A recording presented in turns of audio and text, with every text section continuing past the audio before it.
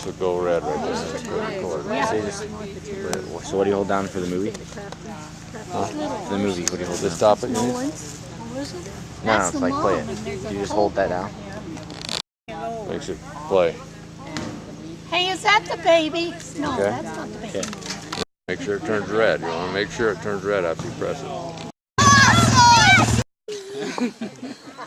No, she can sit. You can sit. You're fine right there. Just hold that.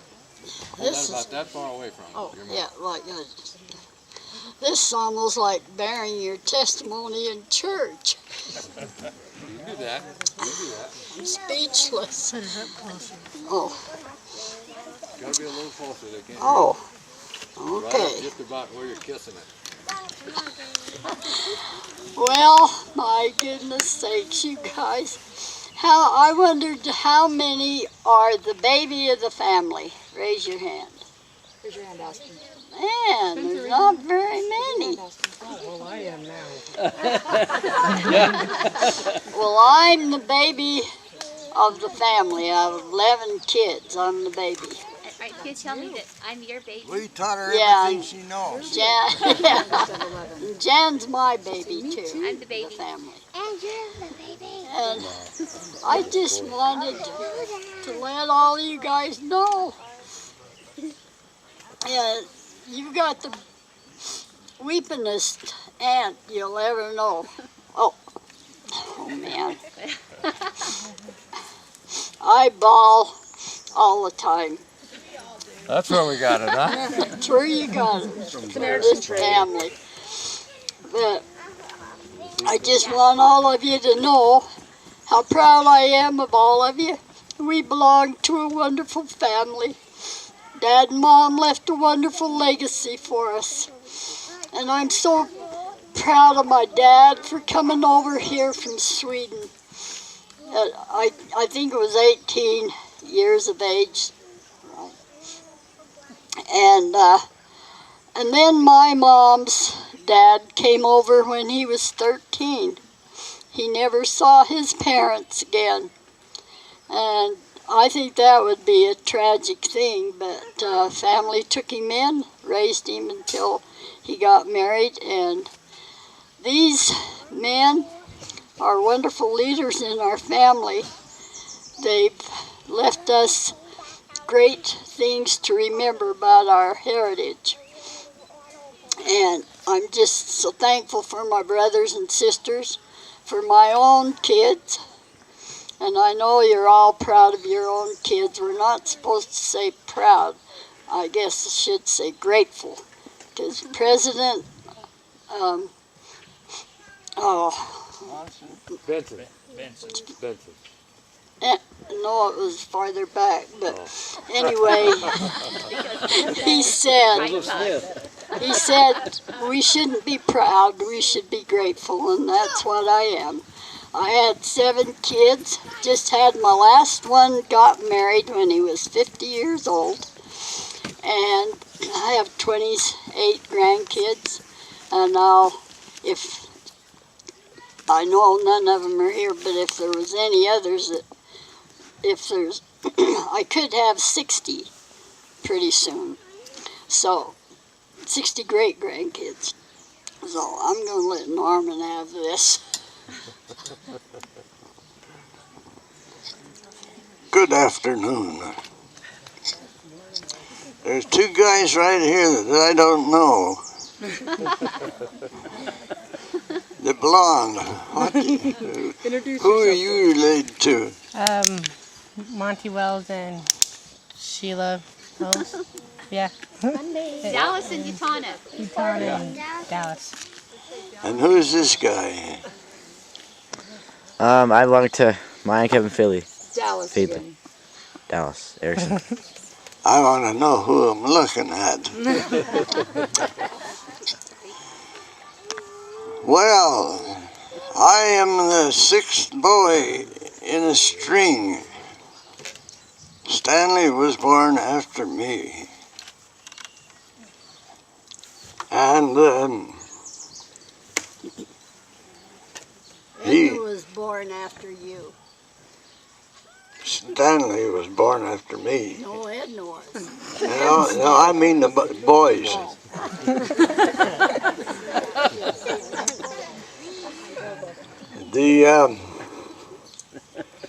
We used to take the cows out right over here to the pasture, and there was a beehive colony in this field. So every time we went after the cows or taking them out, we had to beware of the bees, and if we started a fight with them, we were in trouble. So we had to learn how to put up with them. And we'd sit on a ditch bank,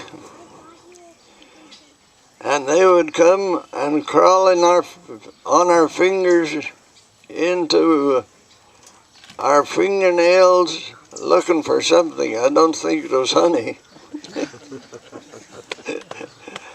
But we learned to put up with them. We learned not to fight a honeybee. Well, let's see.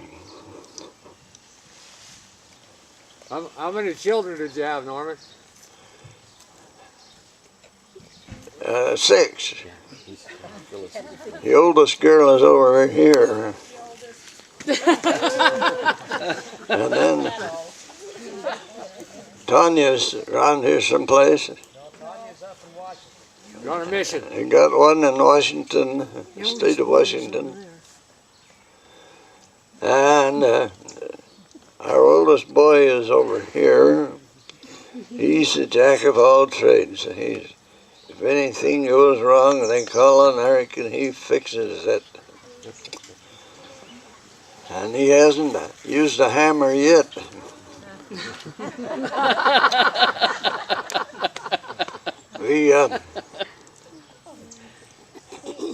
Norman should be around here someplace. Anyway, that was Herman that just spoke up there last. He was the baby of the family. Don't let me forget it either. That was an important day. The nurses, they were playing some kind of a Russian roulette, and they wouldn't let him be born. And when he was born, he was blue. And they turned him over to his mother because they didn't think he was going to live. But he did, and he grew up to be a husky lad.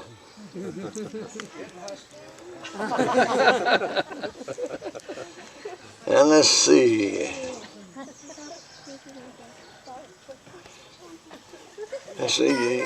Eugene is the oldest. We heard from his side of the family yesterday. He was quite a lad.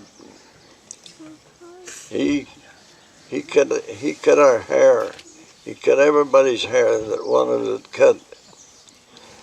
And I wanted mine cut because Dad used a bowl and he put it on your head and just trim around the bowl. And when I got old enough to go to school, I didn't think that was proper enough. So my Aunt Emma, my dad's sister, she had a family of boys too, and she'd learned how to cut hair, and so she cut my hair. And the first haircut I'd had, that was a decent haircut. And I don't say that disparaging of Dad, he just did what he had to do. Let's see. Dad, tell them about what you were talking about here, about Uncle Howard and how he was dating 3 women at once. Uncle Howard you were talking about? Yeah. Up the road here about 3/4 of a mile, there was a young damsel by the name of Florence Hacking. She was pretty. She could sing like a meadowlark. And the family at the corner there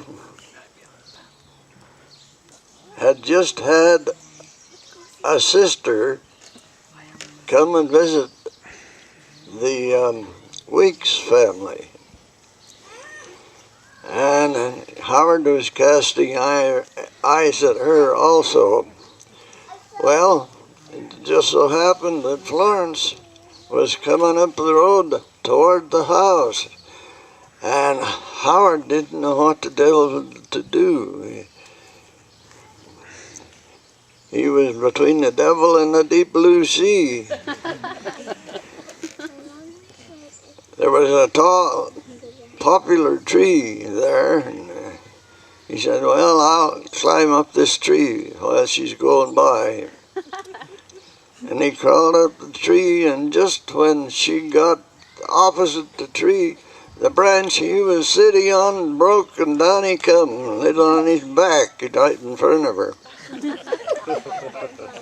That was embarrassing.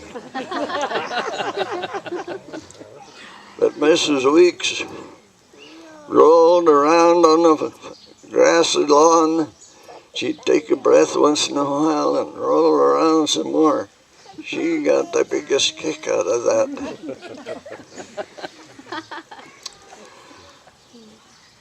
Alvin made cheese.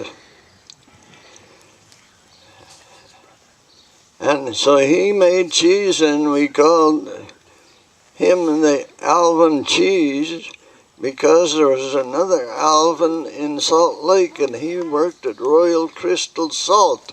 So we called him Alvin Salt. That's how we kept them apart. Then Henry come along, and he was the, what do you call him? Wandering Jew. No. Real handsome guy. Yeah, Casanova. when we had the only telephone in the country at that time, and had school over in the top of the church house.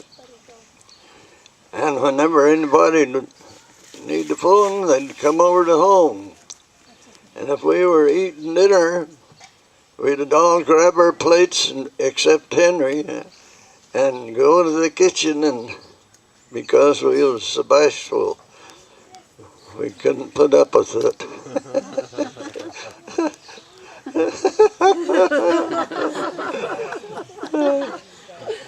And Henry carried on with that. He did all the women chasing in our family, I think it was, until Howard got old enough. Oh, and then we had Bernard. At that time, we still had the dance hall on the farthest corner down here where we live now. It's amazing that we could grow up a bunch of kids that were as good as they were, because there was a lot of wild oats sowed there, I tell you. It was remarkable. Now, if you need that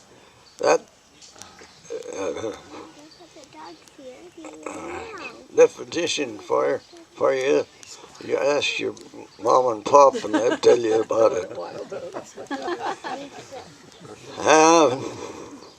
Every Friday there was a dance until the schoolhouse got built. But every Friday there was a dance. Bernard and I would go over and sweep the dance hall out. We'd empty or open the doors and let the wind blow through and carry the dust out as they'd sleep. We just had whisk brooms at that time. And Maddie had married Bernard at this time, and she had taught him how to dance. And while we were over there, she taught me how to dance. And whenever I would dance with her, she'd say, you know, I can't even tell who's who when I'm dancing with you or Bernard. You're both the same. Well, we should have been. She was a teacher. She taught us. She taught us good, too. Let's see. And then there was a guy called Norman.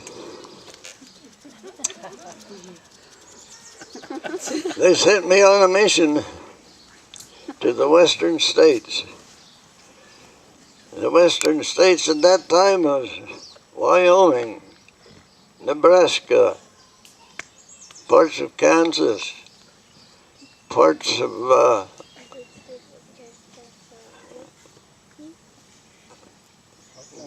Nebraska. New Mexico? All in New Mexico. And we had 2 mission presidents, and we only saw them once for each mission president. Just one time. And our headquarters mostly were in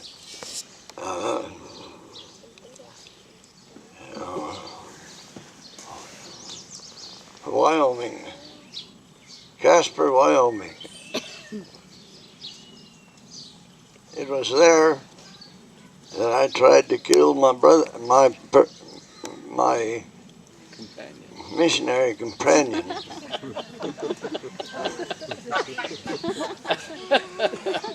He developed a cold, a sore throat, and when we had a sore throat at home, what we did, we'd take a little salt on a spoon and put it on our tongue and let it dissolve, and that would take the sore throat away. And I wasn't watching the young fella,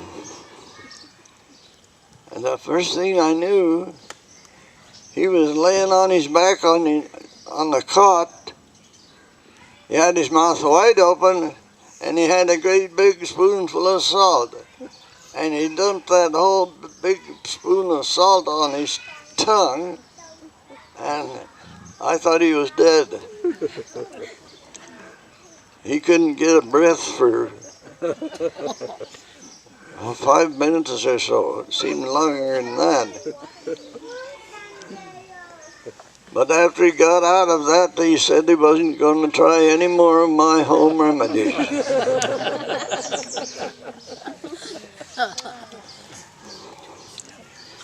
Well, let's see. Oh, Edna come along about that time. She married Earl Briggs. Had how many children? Just one. And she's still alive, isn't she? Up in Oregon. And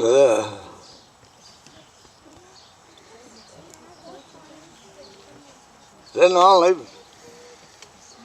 Ada come along. Ada, we killed her.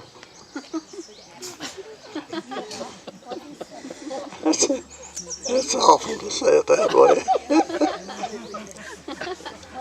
It was time for him to take a bath. And had a big bathtub in the bathroom. And Mom had a little heater, an electric heater there, and it was sitting next to the tub. On the washer. On the washer. And somehow that electric heater got swept over into the water, and Ada was dead just like that.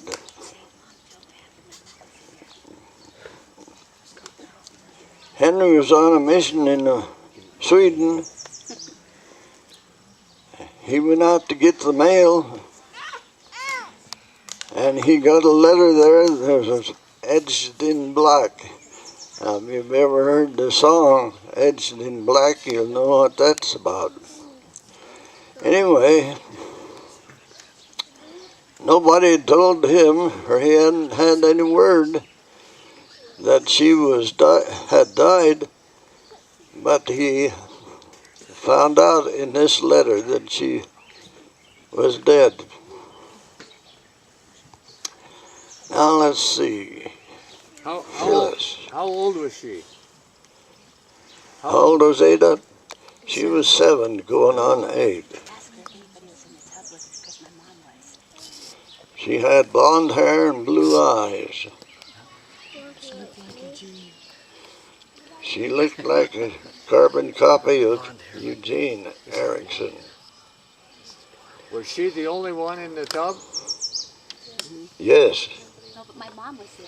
Phyllis and I had just been in it. They'd pulled, our mother had taken us out. And she went in after some clothes to put on us. And Ada was still in the tub. I could remember it. And I can still remember seeing her. And that's about the only thing I can remember about Ada. And our mother, after this happened, she reached down and pulled Ada out and never hurt her at all. Yeah.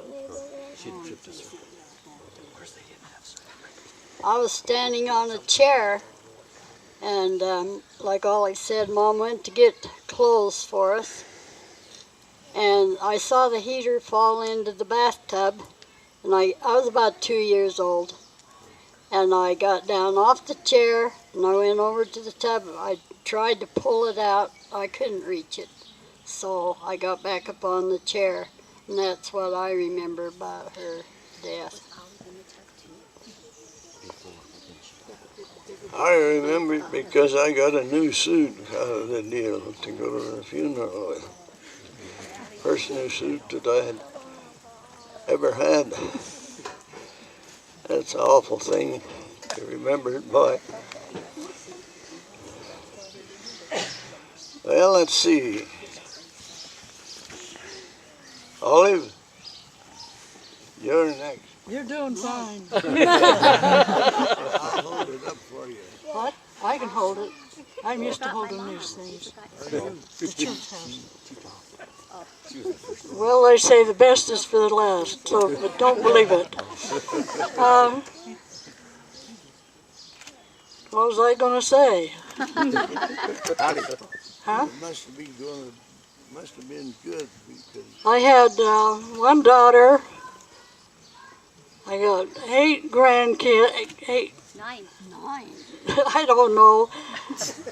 9 grandchildren and 9 great-grandchildren. And I don't know where my one, she's supposed to be here, but she's making sure, I guess, she's not coming. I don't know what to say, except that Phyllis's family were just like, her kids were just like brother and sisters to my kids. We love them very much. We love all of you. What should I say? Hey, tell us about Herman and Gladys. You watched Herman for a lot of years. Yeah. Herman and Gladys. It's off, Dad. Yeah, you turned Turn it on. I must have hit it. Yeah, Mom was affectionate, and Dad never cared a whoop about it, and so we used to watch Mom when she'd corner Dad. And all the kids was watching, and she would finally corner him and get him to kiss her. That was always a great day in the Archer family. We used to have all kind of fights in our living room. We'd get in the corners and play Indians and robbers and stuff like that. And we'd use real arrows and shoot through the rungs.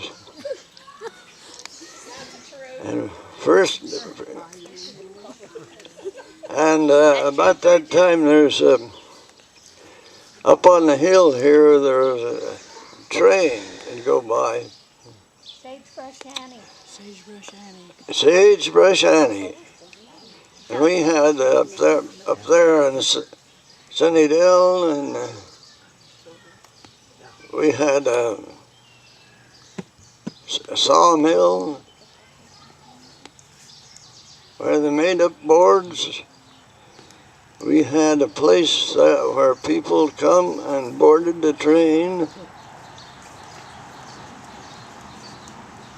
And it was a grand sight to watch Sagebrush Annie go across the country. So we would get chairs and put our knee on a chair and our hands on a bow on the back, and we would play Sagebrush Annie. And we wore out those chairs up to the first rung, playing Sagebrush Annie. We wore out the floor, and they finally had to put a new floor in. We used to run to the window, run outside when a car would go by. Can you imagine that?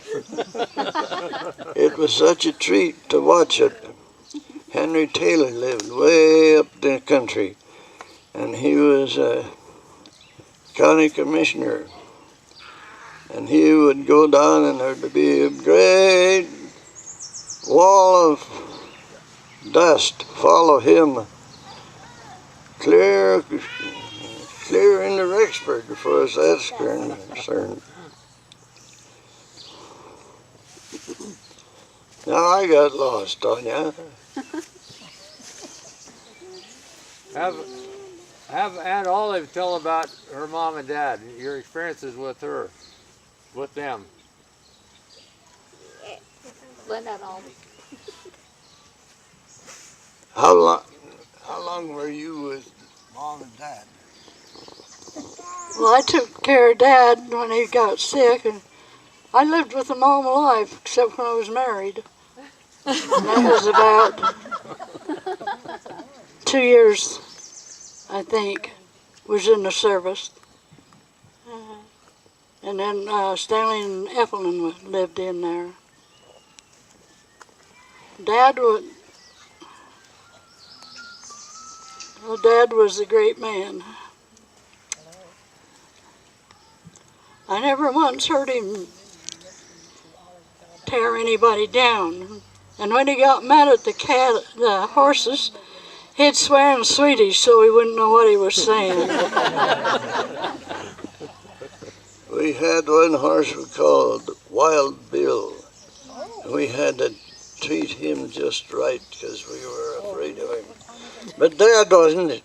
Dad would come up and kick him in the belly and make him get over. And he never did get kicked by the horse. But the rest of us was all afraid of him. Dad kept a janitor's job till he was 85, wasn't it?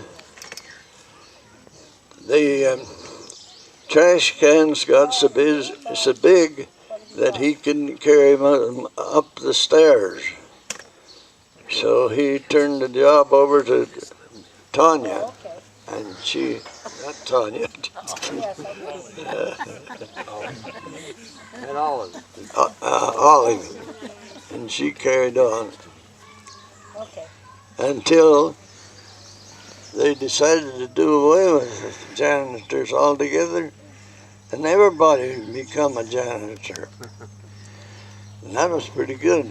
Dad, Yes. tell them about Grandpa and the foot race. Remember? Over in Sweden, they didn't have fences. And when they'd let the cows out, there'd always be somebody to tend them, to make sure that they stayed out of the other farmers' crops. And so these men got so they were proficient runners, foot racers, because they had the cows and bring them back where they belonged. Well, he come to America, married Mom, and one of the neighbors, you don't know him, but we got the relatives of his here, Leland Wiggs, challenged him to a foot race. And he shouldn't have done that, because Dad was a professional runner by that time. And he left Brother Weeks in the dust.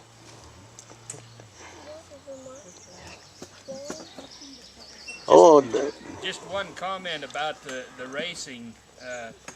Grandpa over in Sweden used to chase the cows in his bare feet out through the stubble and the forests and stuff like that.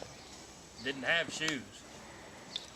Eric went over there and saw the barn that they used, and we always lately realized that that's why Dad built that big barn that he built. Put hay in there, 80 ton of loose hay. That takes up a lot of room. You guys up at Jackson's farm knows about that. And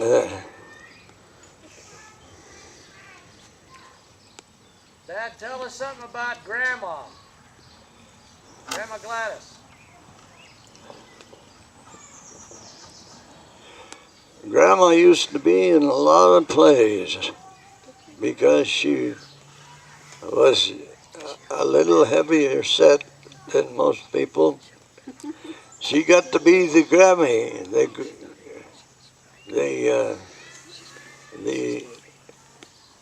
the Negro lady, the helper of the family. And I used to give her cues when we would be doing dishes. I got pretty good at it. I got so good at it that when I went to high school, I was in the school play in that, what's that one you sing? Operetta. In college, I was in a play.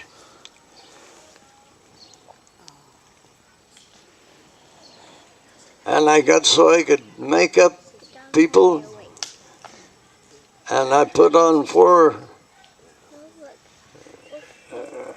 act plays in the ward, chose the people to work in it, and make them up. One time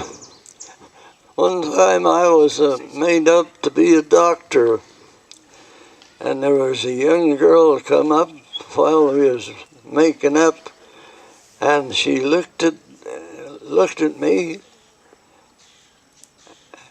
and fainted.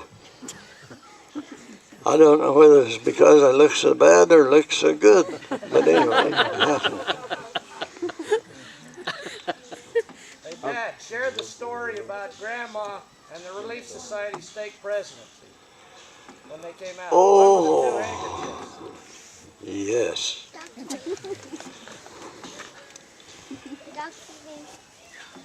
Mom lived during the time of the horse-drawn sleighs, the wagons and buggies. And every once in a while, the Relief Society people would come out to Archer for their conventions and so on. We used to have a hole in the floor with a grate on it that was on top of a furnace. And everybody liked, during the winter, they liked to crowd around that thing and get warm. The Relief Society president come out. She was looking in her bosom. She couldn't find something. She said, I swore I had to when I left.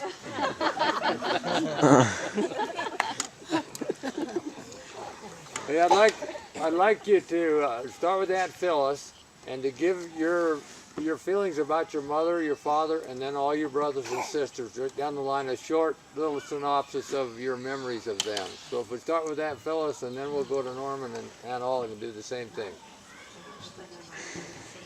Do you mind if I tell them how we taught her to cuss? Go ahead, yeah. I didn't know she cussed, but tell us. We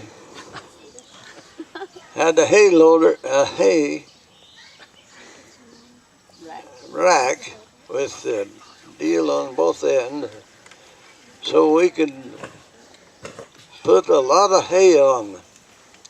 And we had Phyllis tromping the hay. And what we used to get a delight in was tossing hay on top of her head. She had long curly hair, ringlets. And we just thought that was good sport to cover her up with hay. And it's from there that she learned to cuss. I don't know where she learned the words, but... My turn. They tossed hay up there that had mice in it and thistles. Can you blame me?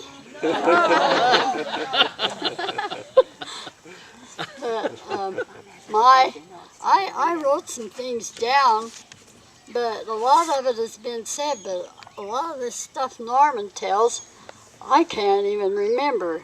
I think that my older brothers and sister had a much colorful life than I did. Yeah, I love to hear his stories.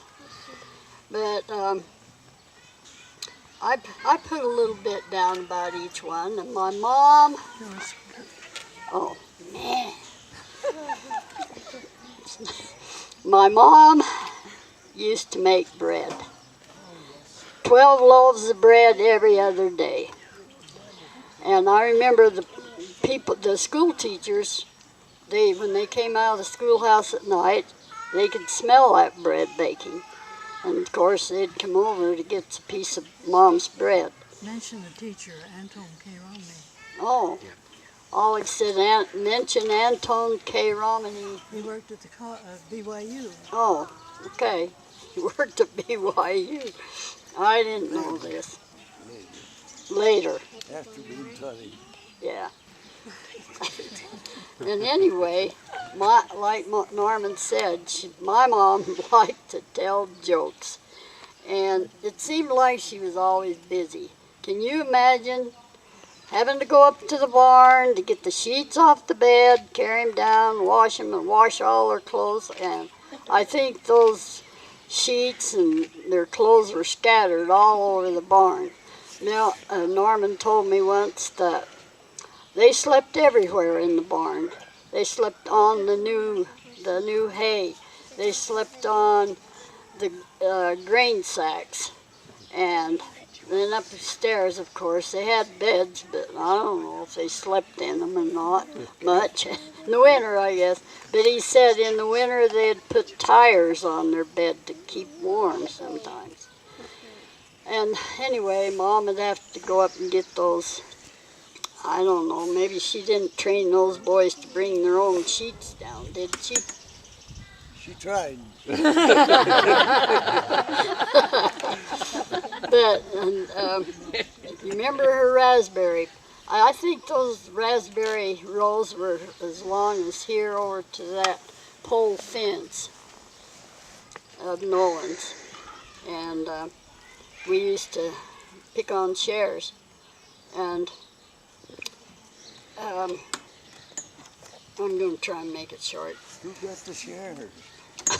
Mom, she cooked on shares. Not chairs, but shares. She'd let people pick so many raspberries, but they had to pick a little bit for her too. I remember her putting up the raspberries in 2-quart bottles. And I remember her doing this in the oven. Nobody does that anymore. But she did. And then Eugene, oh man, that was a great brother. Olive and I, one time, we got our teeth pulled. And about a month later, we started having problems with our teeth. And Olive, I thought she was a big ball baby because she started crying about her teeth. Well, it wasn't long before I started doing the same thing. But Eugene would bring us a iron warmed up so we could put it on our cheeks. He was always doing things for us, wasn't he, Ollie? And so, and I always said about him that he'd give you the shirt off his back, even if it was his last one.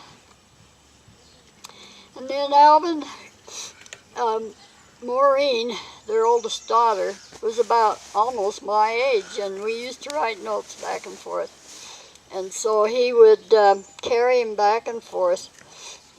She'd write notes, and he'd bring it to me, so forth.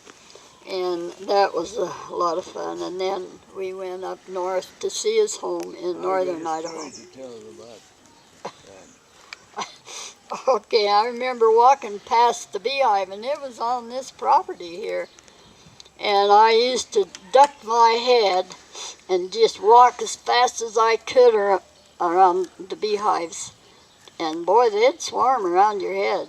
But you, like he said, you don't play with them.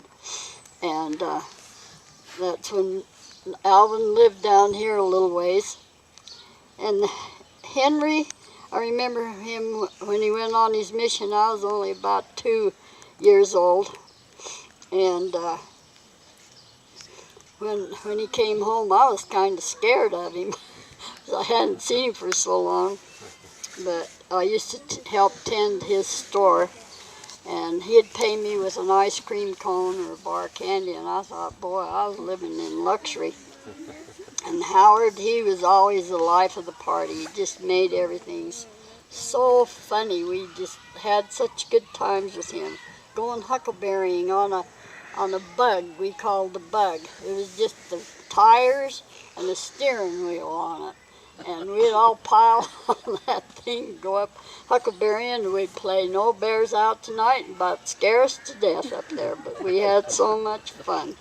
And he was a heavy equipment operator. He could do a drag line. Did you want to say something about that?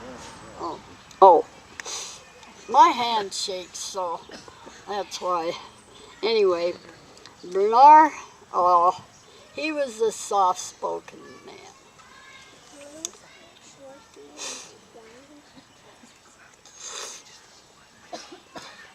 You know, I love my brothers so much. But there's one thing I remember about him. He loved Mom's bread. And he'd stack up 3 or 4 slices of bread before the blessing was said. And he'd have to watch that bread so it didn't get stolen during the prayers.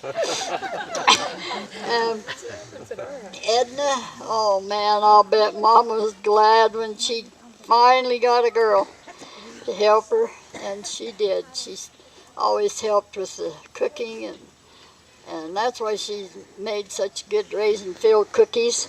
And I don't know, those raisin-filled cookies, how about it, kids? Yeah, they're still being big. Yeah. And then there's Stanley. I remember when he used to make Indian beads or bands to go around hats and on belts. And he did that when he had boils. He had them so bad one summer that he stayed out on the porch, and Mom took care of him. But he was in lots of pain, but he finally got over it. But that's kind of what he did when he was so sick. And he helped Alvin in the cheese factory. He built boxes to put the cheese in. And then Ada, she was 2 years old. I was 2 years old.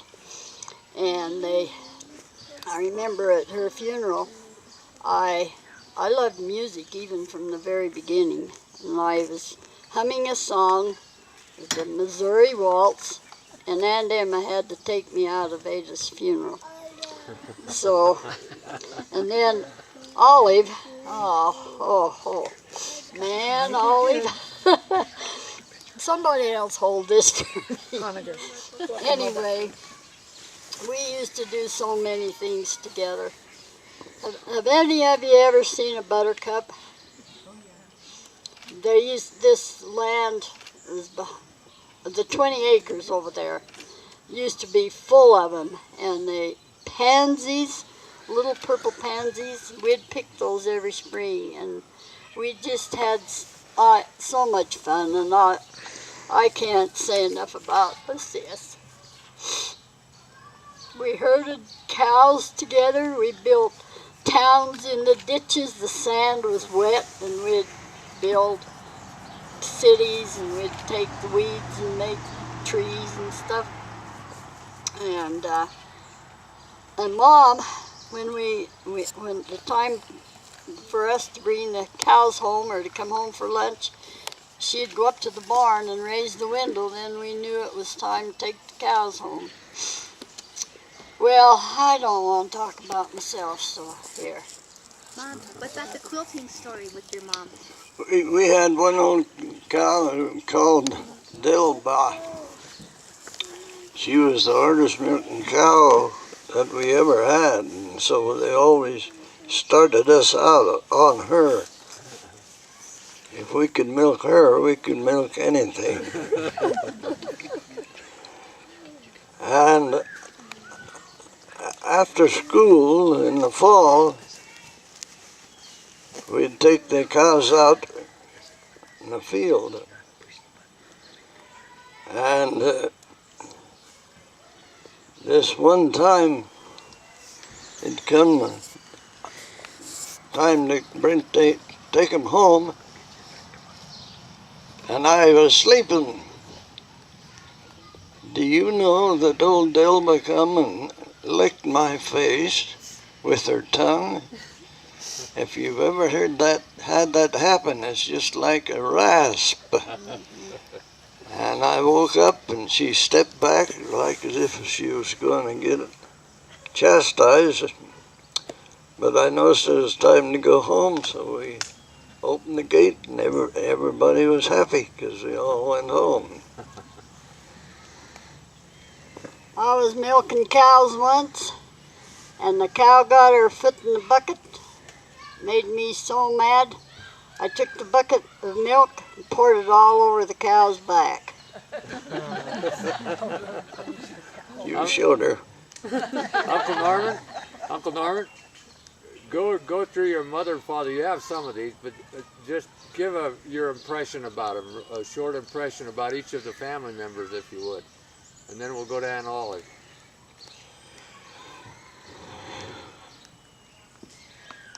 The thing I knew about my dad was he was one of the toughest men in the valley. We had this 80 acres just beyond us here. We had 40 acres here. We had 60 acres over where Viola lived. We had 40 acres around the house and the barn. And he watered that cockeyed ground on foot until he got boils on his heels. Big boils, and they'd break, and he'd still walk all that distance. We finally talked him into getting a bicycle, and after a while he did, and that was a turning point in his life.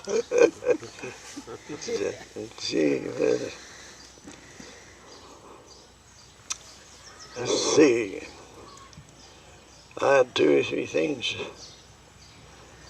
to remember, and I forgot them. So,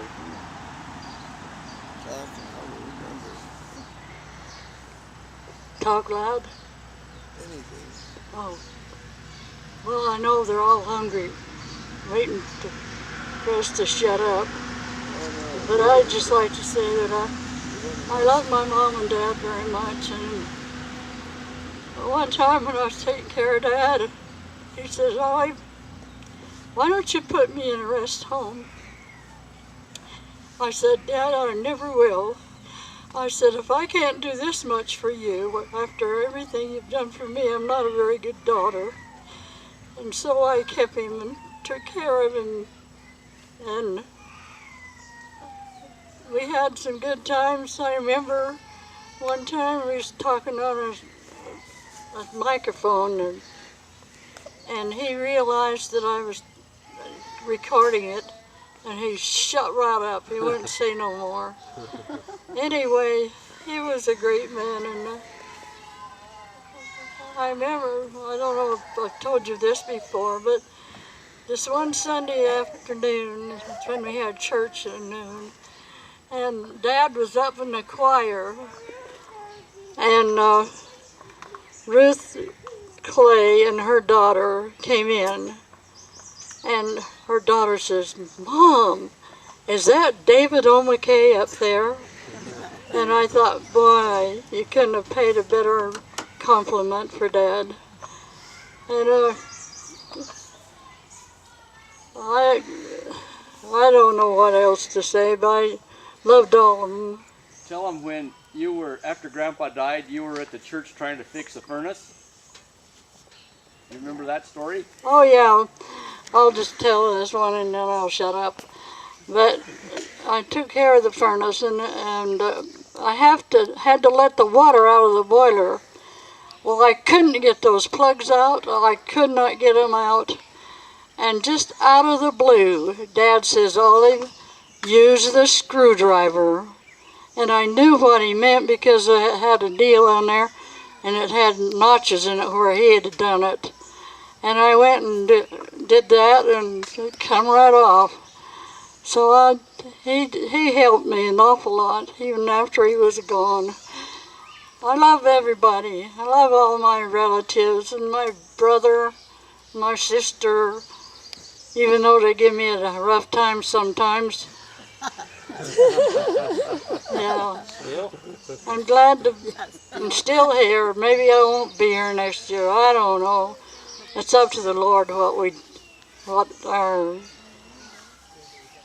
what do you call it, say?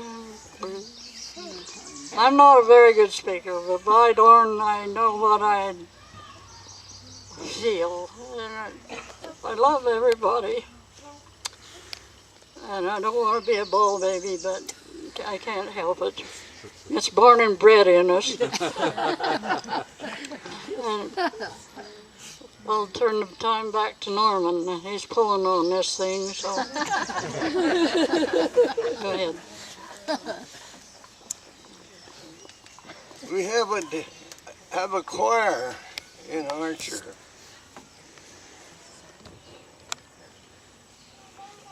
And when I come home from my mission in 38, I come to Dad and I said, Dad, can I join the choir? Yeah.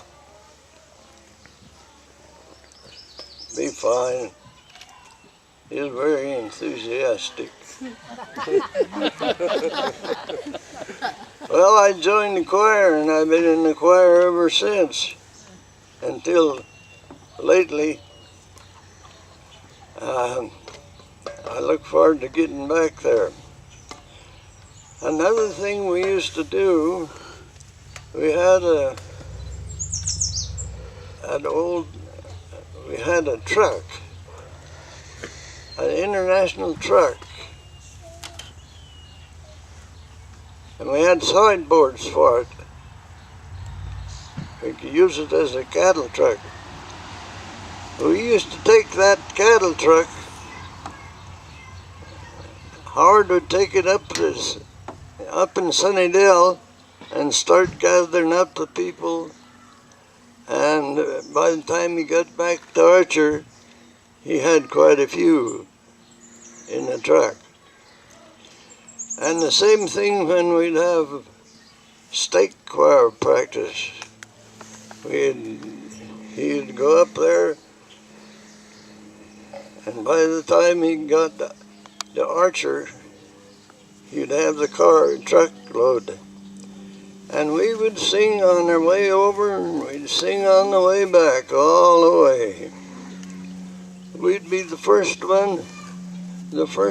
people over there to practice. And that was something. And we could do that because in that period of time, we had gas stamps. And if you had a farm and a lot of land, they'd give you a lot of stamps, gas stamps, so you could run the farm. And that's how we could go with the truck and gather up these people. Uncle Norman? Yes. We're getting pretty close to closing this up because people are getting hungry, and I know you're getting tired, but let's open it up for questions. If anybody's got a question they've been dying to ask one of these three, ask away if you got a question. Okay, I dare you. I doubled. You tell my husband. Well, I want to know more about Grandma. Grandma. Tell us about her dad. Tell us about what kind of a mother she was. Do you know that she told so many jokes that some of the boys would leave church and go over to the house and listen to Mom tell the jokes? Aunt Olive, you haven't talked about Georgia. She'd get you all together and she'd read stories to you. Is that right? Did I hear that right? I couldn't hear. Did she tell you get you together and read stories? Oh yes, that's how I still read stories today. How about all three of you addressing that question? tell about Grandma. And all of you haven't talked about Grandma Gladys. Could you tell us a little bit of your memories of her? About the stories or anything else? You have to steal the microphone though. You think of it while I'm telling this. When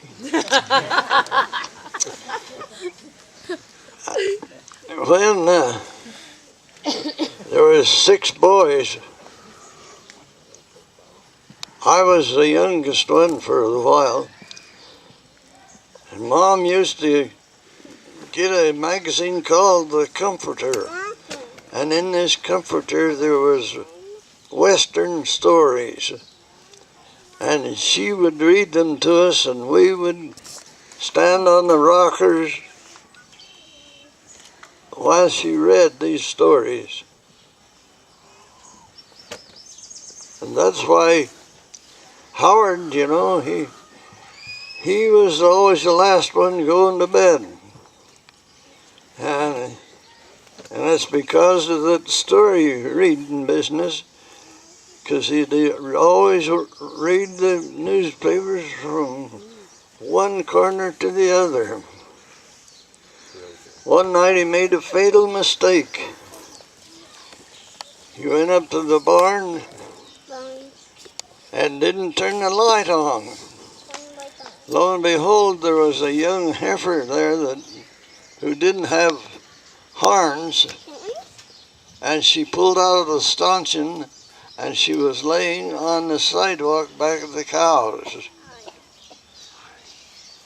He didn't have the light on, so he couldn't see her, but he walked on her.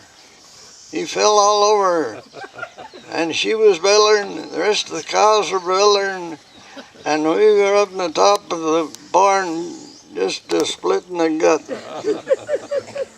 If he'd have got killed, I guess we'd have laughed. Did you? Well, my granddaughter finally arrived. She's supposed to sing. Yeah. Tell us about Grandma. And Mother, I remember one Sunday, I think it was a fast Sunday, and we had grain out in the field. I was shocked. And this one girl wanted me to go down to her place, and I told my mother I didn't want to go, and I started bawling. And I went out and hid in the shock, and they hunted all over for me. They never could find me, but I was safe because I didn't have to go. Yeah, she was a great woman. Everybody loved her, and they called her Aunt Gladys. Yeah, they really loved her. And she loved everybody. And these chairs are getting hard. Mom, tell the quilting story with your mom. I am a professional sitter. Don't bother me a bit. I think I've already talked about my mom. The quilting story. When they didn't know she was pregnant. When she was secretary of the Relief Society, she was secretary for 21 years. And one time the stake board came out to visit the ward, and they had a quilt on, and they were sitting around the quilt, and they weren't talking to each other. They just sitting there with dull faces. And pretty soon Mom thought, oh man, I gotta do something to liven this up a bit. So she, do you want to finish this? No, I don't know which one to tell them. Okay.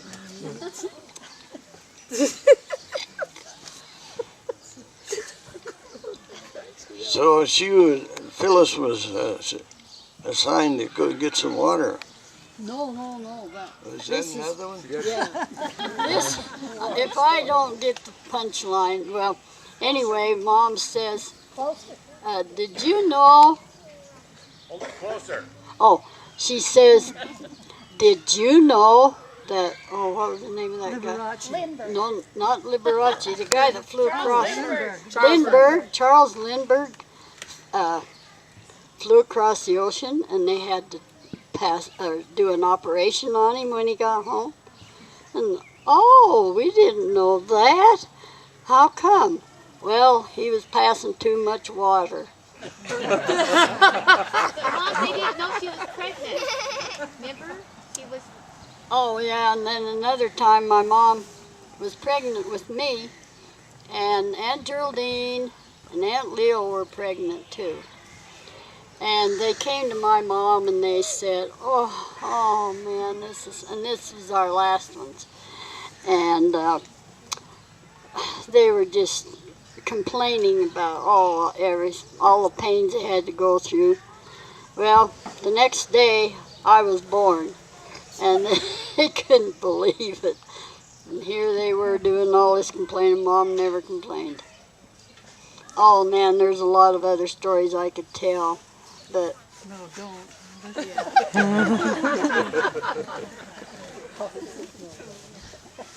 there's one thing. Did I mention you, Norman, when I was telling you? No, you didn't. I don't. He didn't talk about you either. Anyway, I wanted to say that when Norman and Bessie were teaching dancing in Mutual, I played for him. And then when Norman would sing solos, he always had me accompany him. And he always said, Phyllis, I want you to accompany me. He says, you're the only one that can follow me. And she did it. I'm going to unplug you, Norman. You are. It ain't fair.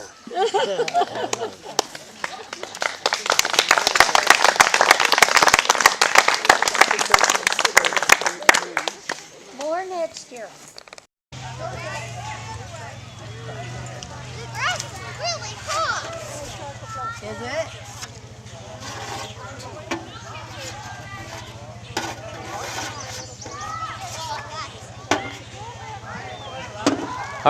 Came out, and there was a Oh, yeah, I remember that. and there was a cow that was pregnant or something. They were impregnating it, yes. And so I've got that story all in Howard's. I did everything. Of his every ordination, I was ordained a deacon on this date by this person. Where did and you get that memory? I know. I'm like, I didn't get anything like that. Well, see, I was the last one, so I had to take what was left. well, I have to tell you, I have 11 children, and Aspen is our baby, and she's 5. So when you said the youngest of 11, I'm like, Aspen, that's you. You're the youngest of 11. She has no idea what that means, but.